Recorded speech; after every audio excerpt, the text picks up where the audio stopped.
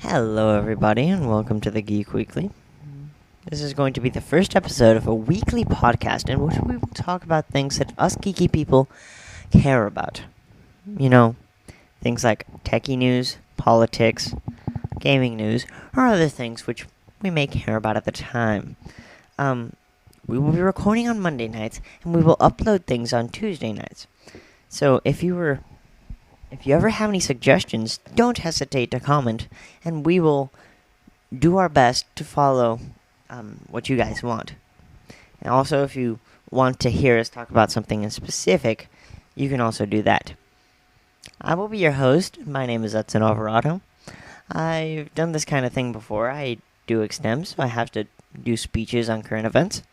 And this is just sort of my way of doing it in a way that helps everybody else, and that is entertaining as well. However, I'm not the only one here. I also have two other people, which I'll just let them introduce themselves. Michaela, you go first. Okay, I'm Michaela Parker, and I am probably the only conservative on this show.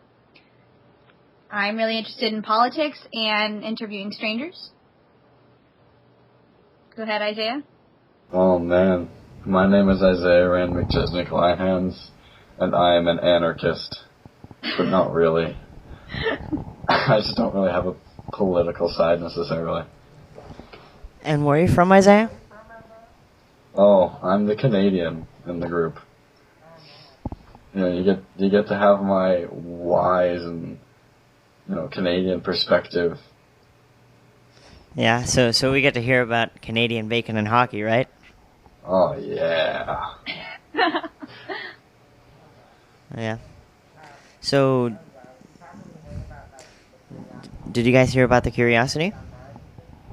That's some fancy thing on Mars. Yeah. But apparently its specs are a bit low class. When compared to the iPhone is actually a lot better. Even the camera on the iPhone seems to be better, and I just don't understand why.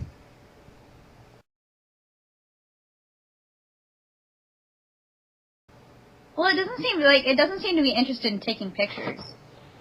It looks like it just wants to look at the geology of the planet. Well, from what I understood, the Curiosity, the big deal about the Curiosity was that it took color pictures. Yeah, and there have been other rovers, and it seems a bit underwhelming. Well, slow down. 17 cameras. Here, I'm going to read you guys some things straight from the internet, and I'm looking at it right now. You've got something called the Sputnik 7. It's a Venus probe, attempted in Earth's, USSR made, so, it's got all that Russian genius happening there. And, it was a probe they sent to Venus, and, it was launched February 4th, 1961.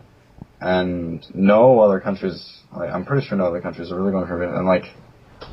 And so this is 1961, alright? And the issue is, I'm just going to read it straight out to you from the internet. The final stage of the rocket carrying Sputnik 7 into orbit failed, and the spacecraft was unable to achieve the necessary trajectory to carry it to Venus. Now, this is 1961. I want to find the one that actually landed.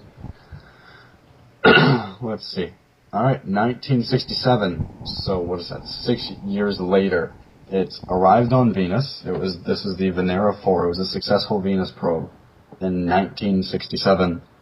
Russian, of course. And when it landed and arrived on Venus, it dropped, a couple things, including a thermometer, a barometer, I don't even know what this is, in the atmosphere, and it received data in these probes before it deployed a parachute and descended the atmosphere itself. It was then crushed by, high gravity, a lot of carbon dioxide in the environment, a lot of stuff happened that destroyed it. Keep in mind, this is 1967. They went from, 1961 to 1967, 6 years, to going from something that couldn't even really get it to Earth right into landing something there. So, the whole idea that, what we've got on Mars right now isn't absolutely mind-blowing, I find kind of offensive. It's apparently Russia cares. It's not like Venus is any closer than Mars. Yeah, and Venus is a lot hotter. So like the achievement is still there, and you Yeah, know, I Actually, it guess. says, yeah, about 280 degrees Celsius. So hot. I don't know what Mars is, but hot. Yeah. Yeah. Yeah. It's still. I mean, but it's been 50 years, and we're finally just getting to Mars again. I mean, what are And we it seems doing like on progress Mars? Do is either of you stopping. guys know? It looks like we're just collecting geological evidence. Yeah, apparently, from what I've heard, they're trying to start a mission to go to Mars around 2030, which isn't like close, but having man on Mars is Dude, good. I bet you the Russians are already there colonizing it. Yep. We're just gonna like show up, send people to Mars, and there's gonna be like, like a Russian colony, and just like Russians just hanging out in spacesuits. What is America doing here? So late. We did this in 1954. Yeah. Yeah, they've been there just chilling, spreading their communism. Oh yeah. You know. And communist Mars colonize you. Oh yeah. Breaking all our rovers just to mess with us. Oh yeah. Fucking Russia.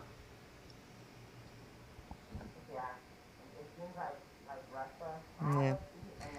Russia had the advantage, but then, once it went from like the USSR to Russia itself, I think that it lost a bit of interest and funding.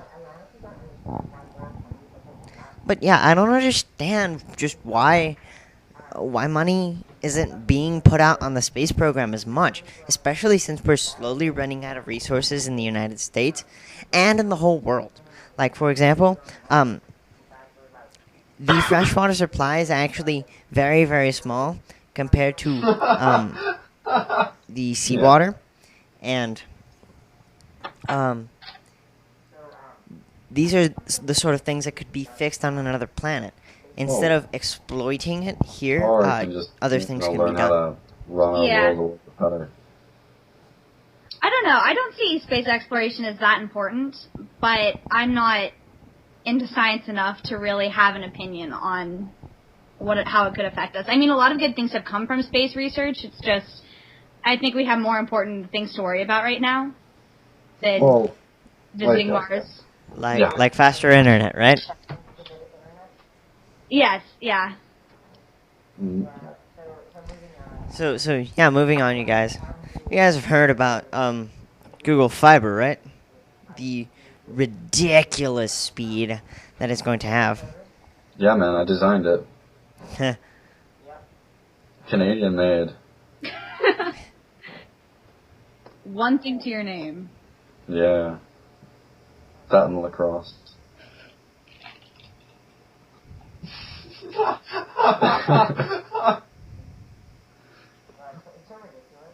Yeah, it's like, who's gonna need that much speed? Someone who wants to unzip the internet. Download. Alright, let's get a hexacore computer, some fancy stuff because I don't really know computers, and then Google shit. Google Fiber. Oh yeah. Yeah, let's download everything at once, guys.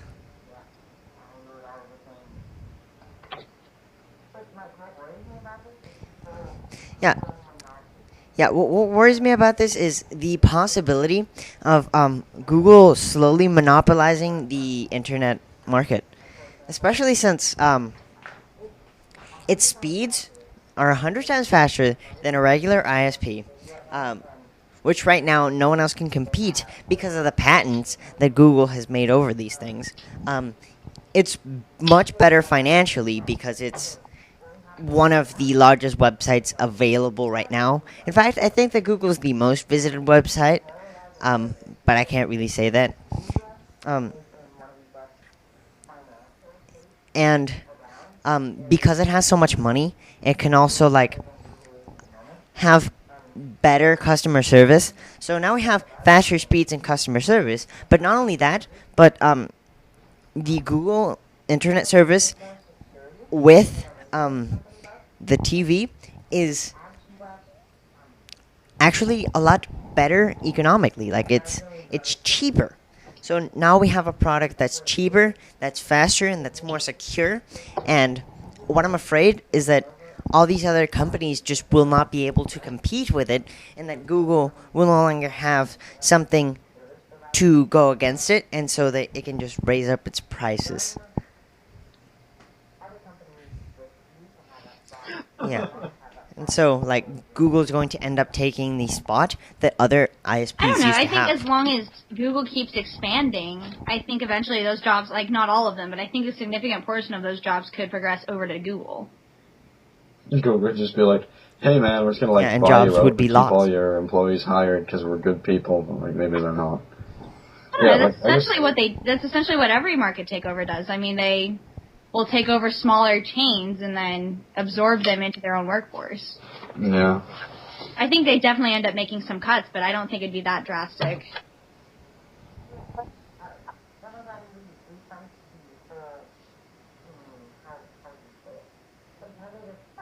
Yeah, but even if that is true, there would be no more competition, and the prices would hike up. Well, I guess other companies will fail. They won't be able to do anything, so they'll unfortunately be run up. I guess it will cost people jobs. I guess maybe Google will need more people to hire. Hopefully, a nice thought. But because the internet's a really, really big thing, right? Like here we are on the internet doing this. Everyone uses the internet for so many things. Like everything is internet, right? So for Google just to own it, I don't know. Would they be able to run their company with? I guess. Well, yeah, and to be fair, if there's anyone that's going to monopolize the internet industry, I would much rather it be Anyone Google, else. because its But I like interests have the always been with diversity the of there people. being different, providers. Yeah.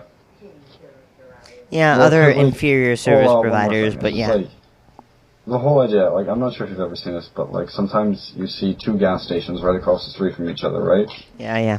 And you're like, why the fuck are there two gas stations right here, right? We don't need two gas stations this close by. But the whole point is, it's competition. And it helps people fight for lower prices. So if there's several different internet providers, you can make sure they're not raping your wallets because then you'll go to someone else who wouldn't, right? Whereas if there's one, they really have the opportunity to rip you off. Like, Yeah. here's an example. I'm pretty sure there's something like 3 zipper companies in the world. Even for, like, things like cardboard boxes, there's hundreds of companies. But for whatever reason, zippers have very few. These 3 companies, I guess you could say, have a monopoly on zippers. Because of that, all 3 of them have agreed to overprice and have really poor quality. Like, I remember one of my zippers, there's a coat zippers, pant zippers, that kind of stuff. And one of the big issues is, say you go to buy a brand new leather jacket for like, $900. You're buying a $900 leather jacket, you want a good zipper on it.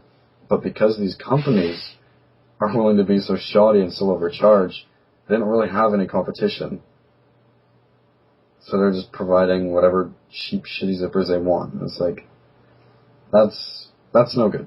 So I'm worried that could happen with the internet. It would become more expensive, less quality, cheaper for the company, and, make the rich rich and keep them poor people down. That kind of shit. That's my big worry. The only one I really understand. Do you two agree? Yeah, that seems like the most prominent problem that would come up with the Google takeover if it happens. But Google's been doing this for a while, and it's always been an advocate of the free internet. Like, for example, when SOPA and PayPal were out, it tried to stop it by protesting. So even though it could happen, I don't think it'll happen, honestly. And if it does, I don't think that it'll drop its quality. Yeah. What do you mean?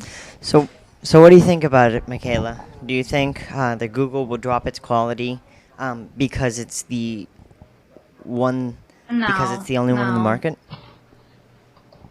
I mean, at this point, I don't think it would take a lot of energy to. I think it would take more energy for them to change how they do things currently, and I think they would get so much crap for changing the way they do things right now to just drop their quality 8,000%. So, I don't think it'll happen. Okay, I can see where you're coming from with that, but like, it's still a worry, but like, I guess it's not the worst thing in the world. Yeah. So, did you hear about that one hot vice president pick? Oh yeah, baby. Yes. That Paul Ryan. All right. Paul Ryan? Oh, yeah. Baby. But I think that's I think about that guy as I go to bed at night. I don't understand the vice presidential pick though. Like, I don't understand why he would pick him. I was really surprised by the pick, but I'm actually really glad that we picked Ryan. Why?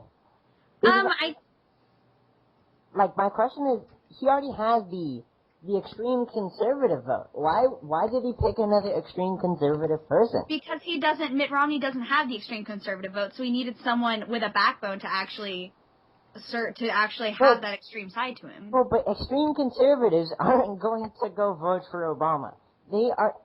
They're voting, even if Mitt Romney was bad and was a moderate, they would still vote for Mitt Romney because he's much closer to what they want him to be than Obama is. Obama's That's a true, liberal. but they want someone who actually, I can understand them wanting someone who will put conservatives at ease. Right now, a lot of conservatives are concerned that that we're going to have to actively watch Mitt Romney to make sure he's actually doing living out the conservative message. And I think it puts a lot of people at ease to have Paul Ryan in there, who is a heavy and consistent conservative, so that conservatives feel much more at ease about having Romney in office. Well, what's going to happen to the moderates? Or maybe it's that, like, Republicans don't vote because they don't care. Conservatives do vote. They're like, oh man, let's be as conservative as possible because the conservatives really care. Republicans just don't vote as much. I don't know about, like, you guys in the You mean U.S. Democrats? Right. Yes, Democrats. I'm good at this one. Oh, Canadian. Like, yeah. But in, like, Canada, you know, I'm not sure if it's like this in the U.S., but you don't really get patronized for not voting. Like, no one really cares. Whereas in the U.S., are you, like, expected to? Yeah. You know, I think that's probably better. I think there's much more emphasis placed on voting because we have such a history in, like, granting suffrage and everything. So, I mean, everyone but basically a white male has had that point of suffrage when... And so, like, we're taught in, like, grade school that if you're not using your right to vote, you might as well just crawl in a hole and die. Yeah, and did you ever see the vote message that Maynard gave? Maynard James Keenan? I don't think so. Isaiah? I don't know, man. I don't know. He pretty much stressed the importance of voting and how if you don't vote, you can't complain about whoever is president, and like how people fool you to think that your vote doesn't matter just as much as other people's. And in places like Oklahoma, if you vote Democrat, it doesn't really matter because they don't split the delegates. But it's still worth something. Draw the district's weird. Yeah, I don't like it. I don't like how Oklahoma's set up. And that's how most Midwest states are set up too. I think legislative and congressional elections are much more important than presidential elections. Yes, because like it doesn't matter. If you're in a swing state, it might matter, but if you're in Oklahoma or California, it's not going to matter. Yes, and the thing is, even if the president gets picked, if Congress isn't willing to work with that president, there's very little that president can get done. There's very little any president can get done. Without Congress, yeah. No, at any point. Like, it's a pretty restricting job. I mean, there's a lot of great things they really want to do, but it can't be easy. Like, I'm sure even, like, you know, What I've heard the Mitt most... Romney and whoever, like, all these people hate, I'm sure they have great things they'd like to do, they just won't be able to. Right. What I've heard the most about not voting for Obama from people here, especially at school, especially uneducated people, isn't that he's like a liberal, or that his health care is bad, or that his opinion on the economy is bad. It's that he didn't do anything. And that's not really his fault. Yeah, there wasn't much he could do, I guess. I mean, alright. If he can't do anything because, from my understanding, I don't know what you think, Michaela, but from my understanding, the Republicans were stonewalling everything. I heard that at one point they even refused to let emergency care for the victims of some... Isaiah, are you okay? That's my brother, I'm sorry. Oh, okay. The victims of a natural disaster, they didn't even let them have financial aid. And Right. what I hear most is Obama doesn't do enough. So if Congress doesn't let him do anything, he gets crap for that. And if he uses, if he makes an executive order, he also gets crap for that. So there's really not much he can do. You know, he might be setting up the foundation for something that's good. Because, like, it's really hard to change a country in 4 years. Like, 4 years is a really small period for world politics to change, right? Like, you know, Romans ruled a certain area for, like 1,000 years. I don't really know how long, but, like, a long period of time. Like, hundreds and hundreds of years, right? So, to suddenly just say, well, I want Obama to fix our country in 4 years is like, what the fuck? And what are you doing to change it either? Oh, well, I voted Obama. That's not right. Just voting someone isn't enough. You need to either be an activist yourself or be patient and stop complaining. No, screw activism. For you to change something, you need to be a lobbyist nowadays. A what? A lobbyist.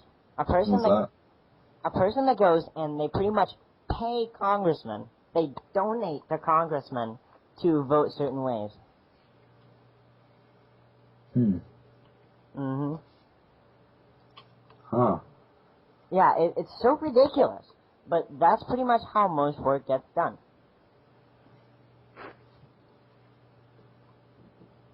Right, Michaela? Sorry, just came back in. Oh, right. I guess that requires a large portion of wealth. Yeah, well like, we're talking about lobbyists. Yourself. Michaela. My aunt is actually a lobbyist. Oh. Democrat. You serious? Yes. She's a hardcore Democratic lobbyist. Yay! I actually don't like lobbyism. I guess that's what you would call it. Lobbyism? I don't like politics. I don't know. I'm not against lobbyists. I am against when it gets too extreme. Yeah, like in PBS NewsHour there was this report this one congressman had this barbecue, which is what they call like the place where people meet up to discuss what they want to pay the congressman to do. And on the invitation card, it didn't say what party he was, which state he came from, or anything like that. All it said was his name and the committee he was part of. Which we speculate means that congressmen don't really vote on what actually matters, like on how they were voted in. They vote on what they're paid to vote, which sounds really corrupt. That is rather troubling, yeah. Am I understanding lobbyism wrong, or is this kind of what is actually going on? I think I think that's one of the reasons lobbyists have such a bad name right now, and I think it's gotten to the point where it's not just like pushing for what you want to have voted in, and it's become more of paying off people to vote the way you want them to.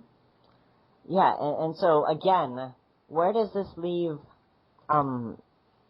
people that don't have the money to do that? Out of luck. Exactly. Not really being able to make any political impact. So and that's usually complaining that Obama's not doing enough.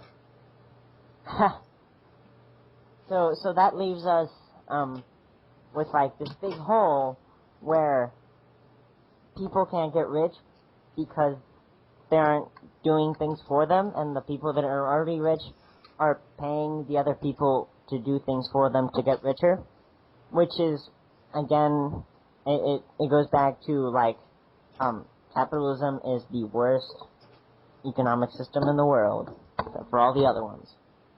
And, yeah, I think that that's the source of, like, all the protests that have been going on. Speaking of protests, you guys have heard about the war in Syria, right? Oh, Syria. A little bit. Are you serious? But That was funny, Edson. Oh God. I like how we got more laughs from the way I said "that's funny, Edson" than we did from your joke. I should just go and be sad in the corner. That was a terrible joke. No. You know more than both of us on all of these concepts, and you're running this real well. Well, yeah, but I'm terrible at jokes. You guys run the entertaining things. You're swell. Alright, so we're in Syria. Back to the main topic. Yeah. So if you don't know what's going on in Syria, in a short way to put it, the Occupy movement moved to Syria, and then we don't know who ordered the order, but the army went out, the Syrian army, and started executing the protesters. Now, what the Western media wants you to believe, well, I say Western media, I should really be more precise. What the American media, the United States media, wants you to believe is that the president of Syria is this big, bad dictator that is just killing off people. Why? Because, it sells papers? yes, and because, Dude, they're like the Jews for the Nazis. You give them some combined enemy, and all of a sudden you become the rulers of the world until you don't really know how to fight Russia. And then you lose. more, yes, that. More specifically,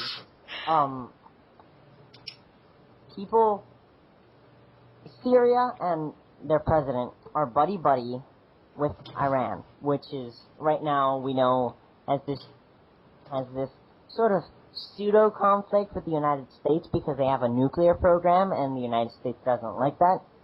But the United States is allowed to have one. Yeah, I know, right? It's so hypocritical. Well, actually, one thing that I really like is Mexico can actually build atomic bombs, but they decide not to.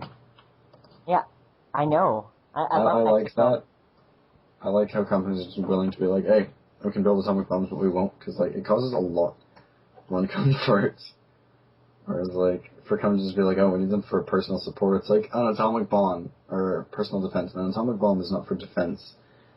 It's for, like, worst case scenario when you need to kill a whole lot of people and wreak a whole lot of hell. Yeah, well, anyway, back to Syria. The Western media wants us to believe that al-Assad is the one executing all these people, and he's a big bad man, and they want to make it seem like the United States is just helping get out this big bad man from power, so that when they go to Syria and get closer to Iran, it doesn't seem like just this big hostile takeover to the United States, and so that they can get the popular approval. However, just like it was okay when they put Jews in concentration camps. It's kind of similar. Yeah. It's like, all the Germans were convinced that, like, it was almost okay. I totally see the connection with... I mean, it's a little bit of an extreme, but, like, do you see what I'm trying to get at? Yes. Like, the government's just trying to, like, maybe not the government, they're trying to make the people believe that what they're going to do in the future is okay, even though it won't necessarily be in the eyes of the rest of the world. Yeah. But yeah. The United States wants to make it seem like it's okay to just go in, falls out, we take over Syria, and we, quote, establish democracy in Syria. However, what's really going on, and what other sources besides the American sources report, is that al-Assad isn't the only one doing really, really bad things. In fact, yes, there have been from 21 to 28,000 casualties, but what the United States doesn't tell you, or what the media doesn't tell you, to be more specific, is that, not all these casualties have been at al-Assad's hands. In fact, we don't know how many, but we do know that the rebels are also executing and beheading everyone they see that doesn't come to what they want. So now so what's actually going on is not this big bad man executing people like we all were made to believe. And in fact, I believed this until I started reading Al Jazeera, which made things a lot more clear to me. Al Jazeera, by the way, is it's an Arabian newspaper. It's a great source for outside news whenever you actually want to hear about it and not be rambled on by some half-witted reporter. Anyway. Sounds like us. You're no kidding. Hey, no. We're smart people. We're just not... We're just not educated. Yeah. Right. Anyway, so yeah, what's going on is not this big bad man that's killing off people. It's actually, these two factions going at each other that are both doing bad things. And supporting the rebels isn't going to be any better than supporting al-Assad, but that's what the United States media wants you to think. So that, once we're into Syria, I think it puts America in a really awkward situation, because... No, it doesn't put America in an awkward situation. It does, because we're trying to stick their, like, dick in their business, and they don't need to. Well, personally, I prefer the idea of isolationism, but at the same time, we're being called upon to stop a mass genocide by the media. No, we're not being called upon, though, and that's a problem. Like, No, but the media is making a big enough deal about this that it would seem to be morally incorrect for us to just ignore them. Well, here, let's slow down for a minute. The media is like... There's a reason why the United Nations don't want military conflict in Syria. Yeah, like, every single time the United Nations is like, oh, America, come help us with something, America's like, oh man, we're gonna, like, drag our heels about this, because, like, we don't really care, and, it's not doing us any good. Well, but the fact now, that now there's something happening in Syria, and the United Nations is like, hey, let's not go in, let's try to let them resolve the conflict themselves, and just send them aid, not, start more conflict. And the United States is like, oh man, let's stick our dick in this. That's a totally accurate depiction, but go ahead, say what you were going to say. I don't know. See, personally, I do think it's a really awkward situation, because I can understand the people who are saying we need to intervene. But at the same time, I'd much rather see us just isolationism, especially since it's a civil war, and one side is going to win, and showing support for one side or the other is just going to be awkward if that side loses. So I think all around it would be easier just to stay out of it completely, but I can definitely understand why people are pushing, especially with the sensationalism in the media, why people are pushing for us to be involved in Syria. Well, like, here in Canada, like, we don't really join wars. We kind of just send our blue helmets and go like, hey, try to make peace, try to make sure everything's alright. And look at your world status. You know, you can make fun of our world status, but Their we have economy all is the better world's off than clean ours. water. Not for long. In fact, their dollar is worth more than ours, and by the way, you guys might think like we don't have a good world status, but everybody loves us. It's true. You don't start anything, so. And all we do is like fix problems and help people out. We don't get in the way of anyone's business, really.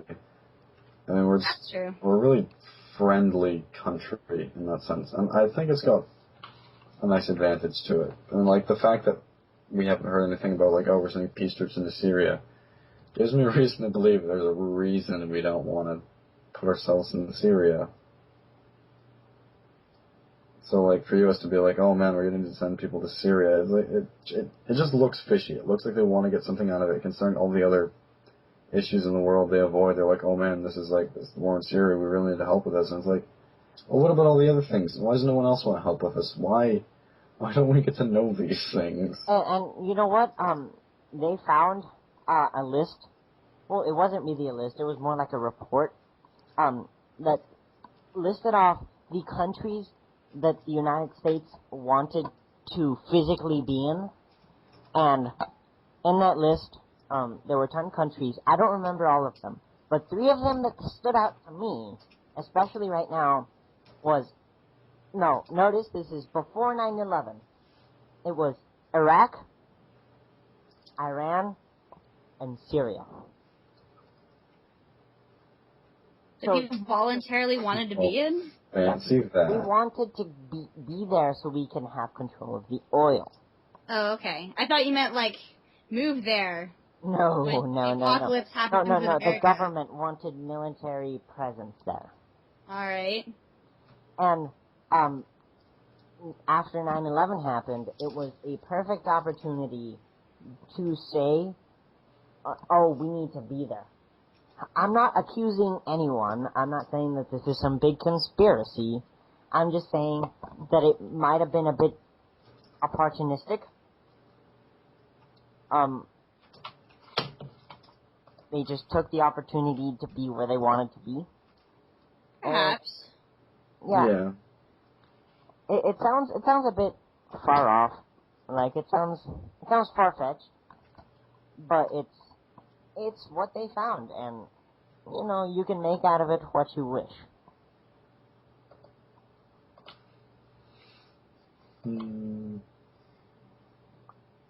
So yeah.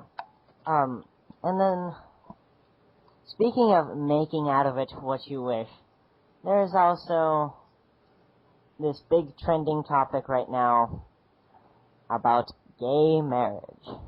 Yay, gay marriage. Oh, man. You guys boy. don't even have that where you are, do you? Depending on the state, actually. Oh. I'm pretty sure there's more states where you're allowed to, like, marry some of your family members. You're allowed to marry men. You're allowed to have gay marriage. Yeah, I saw this picture that perfectly depicted my idea of what's going on here. It was Newt Gingrich, and it was a demotivational poster, and it said, gay marriage devalues the family values. Me and my 4th wife agree. And I just found that perfect, because I like, for example, in Vegas, in Nevada, it's okay to marry someone you've met for like 24 hours, yet it's not okay for someone who's had a relationship for a really long time to get married, even if they're of the same sex. Oh, alright, let's slow down for a minute, and as much as I am for gay marriage, we do need to see it from the other perspective. In fact, I have a friend of mine, his name is Troy, and I talked to him about this topic in high school, and he is heavily religious, but it's not just his religion that made him say he didn't like gay marriage. He looked at it and he's like, he doesn't dislike the idea of 2 men dating. Oh, he does get bothered, right? For the same reason as me. I have nothing against gay guys, but the moment they start just acting like way too faggy, it bothers me. It's like, it's okay to be gay, but you don't need to be like so outrageously irritating with your sexuality. It's like, you're allowed to have whatever sexuality you want. You don't see heterosexual people shoving it in your face with their personality, right? They just act like themselves. Gay people can do it too. But either way. Well, some people do, and it's still annoying when they do it. Yeah. That's true. But like, my friend Troy, the whole topic went to, he didn't feel like it damaged any family values, but he really saw a lot of importance in having a mother and a father, so a woman and a man being the two people who raise a child. Yeah, I do see the psychological importance in that. Yeah, that does make sense. But some of these arguments make... Is it factual that there's an issue for that to happen, or is it just assumed? I think you can find evidence on either side psychologically, suggesting... Plus, I mean, a lot of times, gay marriages just kind of naturally have the person that falls to the more feminine side and to the more masculine side. Not all of them, but many of them end up naturally falling into those categories. So what do you think about it? Personally, I think there's a two-step solution to gay marriage. I think across the board we should allow civil partnerships. I mean, I say every state should just be able to say, go ahead and have a civil partnership between a man and a man, a woman and a woman. I think you should even be able to do civil partnerships for polygamy as long as you can, like, work out the details of that. Wait. What was that word again? Polygamy. Polygamy? Oh, okay. I couldn't understand you, so... I heard something about blood, and it really freaked me out, because I didn't know what you were saying. So I'm sorry about that. Go on. Okay.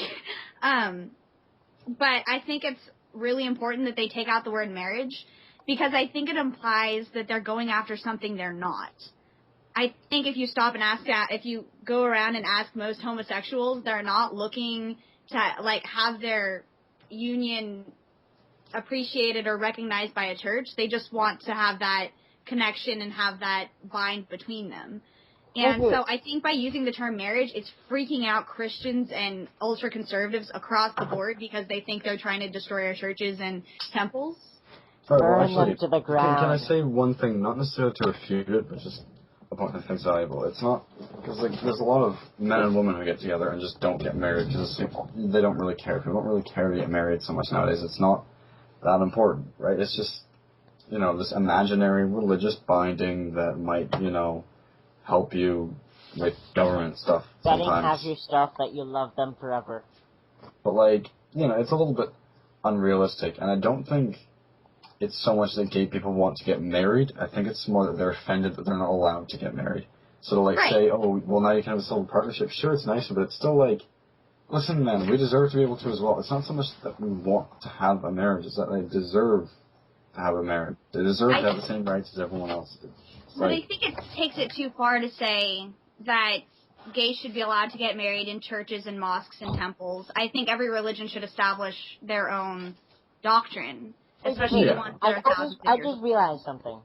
If Christianity doesn't allow marriage between homosexual couples, then doesn't it mean that gay people are, like, of a different religion?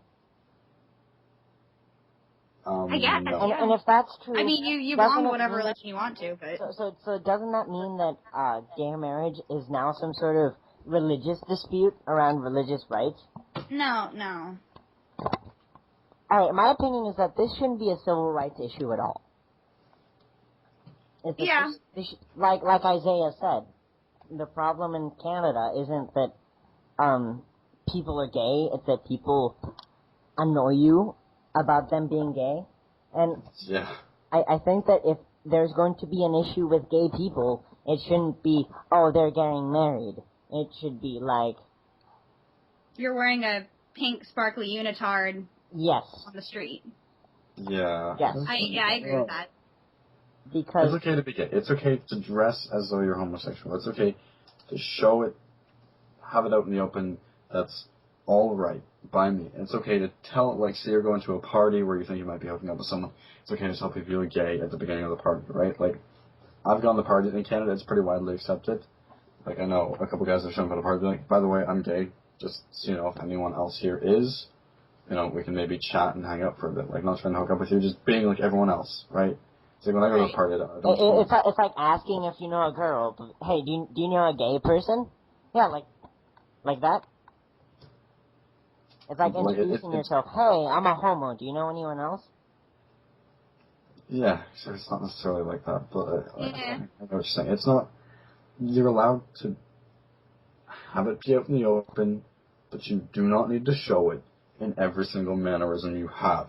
It's like, men and women, you can just assume they all have different sexuality, but a lot of their mannerisms are the same. They shake a hand the same way. One time I shook a hand with a man that was so outrageously gay, and you know the phrase, like, wet fish or, like, dead fish or something? Sloppy fish. Like, I just shook his hand, and he, like, shook his hand, like, this really, like, awful way, and, like, people don't shake their hands like that. If you shake someone's hand, you shake someone's hand, like, he just did it in this way that was just so outrageously faggy. It wasn't homosexual, it was faggy. It was irritating. It's like, you're allowed to be gay, just don't be stupid about your sexuality. You're allowed to be gay, you just can't shake my hand that way. Yeah, I like how that rhymes. You should be a rapper. I think that'd be a really good lyric to a song. Alright, guys, we're writing that song. Alright. Maybe. Which, by the way, you guys, we need a theme song. So if anyone that's watching this right now wants to make us a theme song, I would love you. Forever. If not, it'll probably be me. I can record some. I'll go on, like, Noteflight and make some shitty, awful sound. Like, maybe if I download Finale, I can compose something. Yeah, I'll make, like, this... But you're going to legally buy Finale, right? Right, I'm legally buying Finale. Yes, because we do not condone piracy here at the And I will immediately burn the receipt. Okay, yeah, we'll be expecting that next week. Just for you to have your receipt nice and signed. Yeah. You go pay that with your credit card. Yeah. Yeah. I mean, we're not saying, because it would be very terrible of you to go to the piratebay.se and then hit Finale and then sort it by seeders and then find the one with the most seeders and then download that on your BitTorrent client of choice. We don't want that. That's almost as bad as the war in Syria or faggy handshakes. Yes, if there's something we've learned today is that the war in Syria and faggy handshakes are just as bad as piracy. Oh god, that was so politically incorrect. I feel like we might offend people. Might? Okay, no. Okay, you guys, if you have a faggy handshake here, please leave a comment in the section below. Tell us all about their faggy handshakes. Once we get enough subscribers, we'll give you a shout out, you faggy handshake person. Oh gosh. We'll like make videos of us just like going on the street and giving people faggy handshakes and dressing us on the picture. Yeah. Going up to them, oh, nice to meet you. Oh, yeah. My name's Isaiah. But you have to make it a video response, and you have to, like, respond with your faggy handshake below. Oh my god. Why? What are we doing? Hey, let's just hope that there's no faggy handshake, people. We can pray. Yeah, I may or may not edit that out, depending on, like, how weird that sounds. Oh god, now I have to listen to this crap for an hour. So, oh man, that's gonna be fun. how should we end this? I don't know, we should say our names again, say what we're doing again, and thank people for watching. Okay, so, yeah. Thank you guys for watching. This has been the Geek Weekly. We will, upload the next video next week, and we will start what I like to call our mini-shows. We're all gonna be doing some fun things you might want to see. So yeah. Thank you for watching. If you like this video. Wait. Before it ends, we should introduce ourselves again, so everyone knows how great we are. Oh yeah. So, again, we should outroduce, because we're no longer introducing ourselves. So, Michaela, say some crap. Like what? I know. Hi, I'm Michaela, and I'm an alcoholic. And this is my first meeting? Yes, this is Alcoholic Anonymous. No, seriously. This is Faggy Handshakes Anonymous. Oh man, I was going to edit that out, but then you said that, and now it's a joke. Crap. Yeah. Alright. So go. Alright, I'm Michaela Parker. Can I just leave it at that? Yeah, that was Michaela Parker. You love her. Send her creepy messages. That sigh. Alright, now you go, Isaiah. Oh man, I wanted to go last. Okay, I guess Edson should go last. You're all important. I guess this concludes your excellent experience with myself, Isaiah Rain McChesney Kleinhans, the greatest voice you will ever have to hear, ever. Thank you very much. Fuck you, Isaiah. How am I supposed to follow that up? Remind the world about how sexy you are. I love you. Thank you for watching. Subscribe, baby. My name's Edson, and we'll Edson, you're see so hot. you next week. Oh, baby.